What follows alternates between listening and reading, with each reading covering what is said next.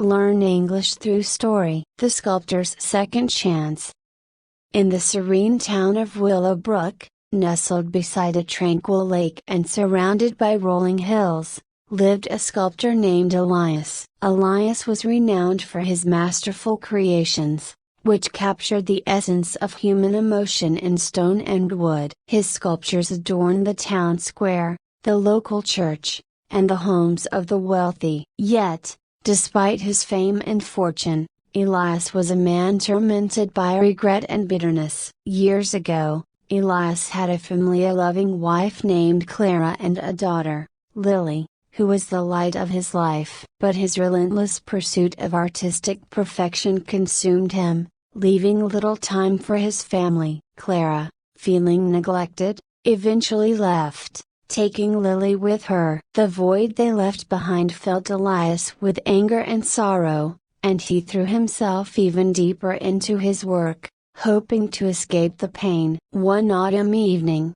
as Elias was working late in his dimly lit studio, an old friend named Father Thomas visited him. Father Thomas, the town's priest, had known Elias since they were children. He was a kind and wise man, always ready to offer a listening ear and thoughtful advice. "Elias," Father Thomas said, his voice gentle but firm, "you can't continue like this. Your work is extraordinary, but it will not fill the emptiness in your heart." Elias looked up from his sculpture, his eyes tired and filled with anguish. "What else can I do, Thomas? I lost everything that mattered to me. My work is all I have left." Father Thomas approached, placing a comforting hand on Elias's shoulder. "You still have a chance to make things right. Lily is grown now, and Clara has settled in a nearby town. Reach out to them, seek forgiveness and try to rebuild what you lost." Elias shook his head,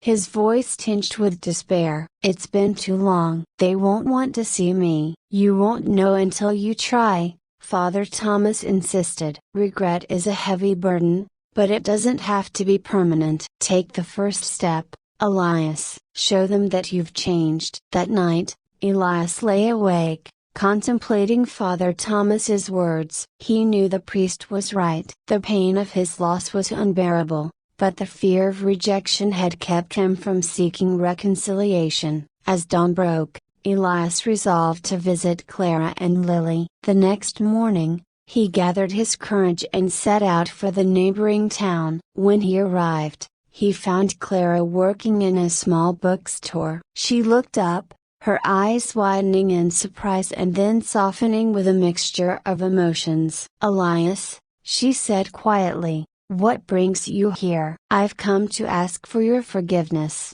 Elias replied, his voice trembling. "I was a fool to let my work come between us. I neglected you and Lily, and I've regretted it every day since you left." Claire studied him for a moment, then nodded. "I've seen how you've changed, Elias, but it's not me you need to convince. It's Lily." Elias's heart pounded as Clara led him to their home. Lily, now a young woman, was in the garden, tending to a bed of vibrant flowers. She looked up as they approached, her expression wary. "Lily," Clara said gently, "your father is here to see you." Lily stood, her eyes meeting Elias's. "Why now, after all these years?" Elias took a deep breath, struggling to find the right words. "I was wrong, Lily. I put my work above everything else, and I lost the most important people in my life. I've come to make amends,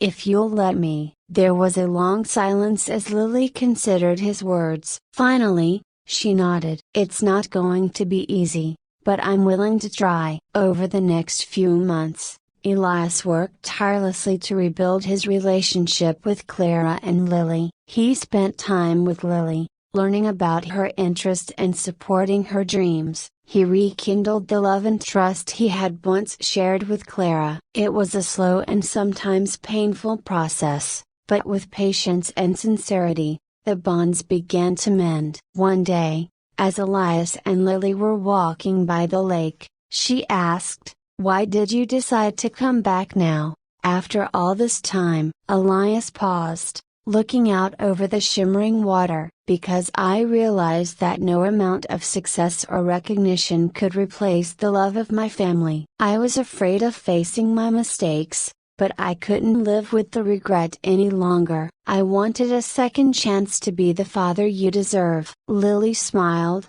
her eyes filled with a mix of sadness and hope. I'm glad you did, Dad. I missed you. As the seasons changed, Elias found a new sense of purpose. His art flourished with the renewed inspiration of love and reconciliation. He created a series of sculptures depicting moments of forgiveness and redemption, which resonated deeply with the townspeople. His work, once driven by perfectionism and pride, now reflected the profound beauty of human connection and second chances. Elias's story spread throughout Willowbrook, becoming a beacon of hope for those burdened by their own regrets and mistakes. People began to see him not just as a brilliant artist, but as a man who had the courage to seek forgiveness and rebuild his life. One evening, as Elias was finishing a sculpture in his studio, Father Thomas visited him once more. "You've done well, my friend," the priest said, admiration in his eyes. "You've shown that it's never too late to change and to heal the wounds of the past." Elias smiled, his heart lighter than it had been in years. "Thank you, Thomas. Your guidance helped me find my way back." Father Thomas nodded. "Remember, Elias, that life is a series of choices. You've chosen to embrace love and forgiveness, and in doing so, you've created something truly beautiful, and not just in your art, but in your life." As the sun set over Willowbrook, Elias felt a profound sense of peace. He knew that the path to redemption was not easy, but it was worth every step. He had been given a second chance to make things right, and he had seized it with both hands. In the end, Elias's story became a testament to the power of forgiveness and the resilience of the human spirit. It reminded everyone that no matter how far we stray, there is always a path back to love and redemption. And in Willowbrook, the sculptor's legacy lived on, not just in his art, but in the hearts of those he had touched with his journey of healing and hope. I hope you enjoyed the story. If you enjoyed, then please like and share this video, and don't forget to subscribe our YouTube channel. Thank you for watching.